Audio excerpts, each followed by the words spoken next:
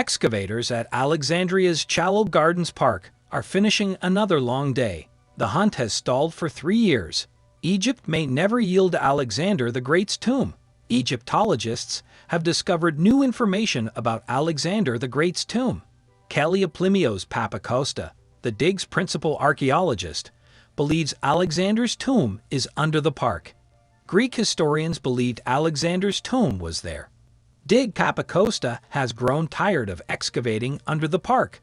The Greek archaeologist is ready to abandon the location in May. Excavators have uncovered no evidence of Alexander's tomb. Papacosta notices someone. Rayak, her Hellenic Research Institute of Alexander civilization assistant. In 356 BC, Macedonian King Philip II welcomed the light. He had intentions for Alexander, but he couldn't predict his future. 20 years later, Alexander became king and established Macedonian dominance over Greece, Asia, Africa, and anybody who hindered his ideal of a united Greek world. His faithful men beat the Persians, Egyptians, and others. Despite his early death, his great impact created the Hellenistic period. Alexander, especially, fostered Greek culture via emigration. According to historical accounts, it was stowed away in a golden coffin and deposited in a drainage system in Egypt. Ptolemy Soter, who had been Alexander's former lieutenant, managed to steal the ship while it was in Syria and bring the body to Memphis. Alexander's jewelry and armor had been confiscated by other generals, so it's possible that he saw the body as a sign of his superiority over the other generals. In later years, Ptolemy Philadelphus disposed of the bones by burying them in Alexandria. Pausanias refers to this location as Soma, which is Greek for body. By the year 270 BC, everyone was aware that the invaders had killed Ariel at Alexandria. The location of his grave eventually became the focus of his cult. Cleopatra and Julius Caesar visited. According to records, the last Roman emperor to visit was Caracalla in 215 AD. Even as people paid respects to Alexander's tomb, nature did not impose a number of hazards. Tsunamis wrecked Alexandria in 356 BC. The city also faced earthquakes. Many large tremors have caused damage, but nature has something worse in store. Climate change will raise the Mediterranean Sea by at least a foot and maybe a yard by the end of the century. That much sea level rise may flood neighborhoods and compel people to evacuate. Ibrahim, a grocery worker, told Reuters it would be a disaster. Building and population growth have destroyed the city's original foundations, leaving certain items unidentified. Despite old descriptions, Alexander's tomb remains hard to find throughout the city. The tomb may have been robbed in one of Alexandria's numerous wars. Christianity's 5th century wars against other religions may have led to the tomb's destruction. It may not be as prestigious as uncovering Tutankhamun's tomb because several attempts have failed to unearth it. Egypt's archaeology chief reported at least 140 searches for the legendary warrior's tomb. Despite several Roman discoveries, Polish excavators began digging at Eldica in Alexandria's downtown in 1960 and were still there in 2019.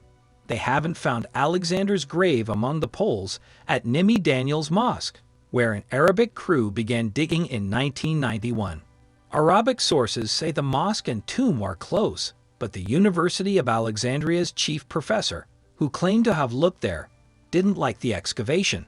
The mosque's managers closed it out of concern about the dig's impact. Tomb in 1989 by 2 Greeks. Leonie Savalzi excavated at a Suwa Oasis temple, far from Alexandria. She insisted the 2 were there, but her opinion was unpopular. Stelio Kamasos, a Greek waiter, searched about Alexandria in his leisure time, but no one knows what he uncovered. Another Greek interested in Alexander's tomb was a trained archaeologist in the early Hellenistic era, and the statue had all the qualities of an Alexander resemblance.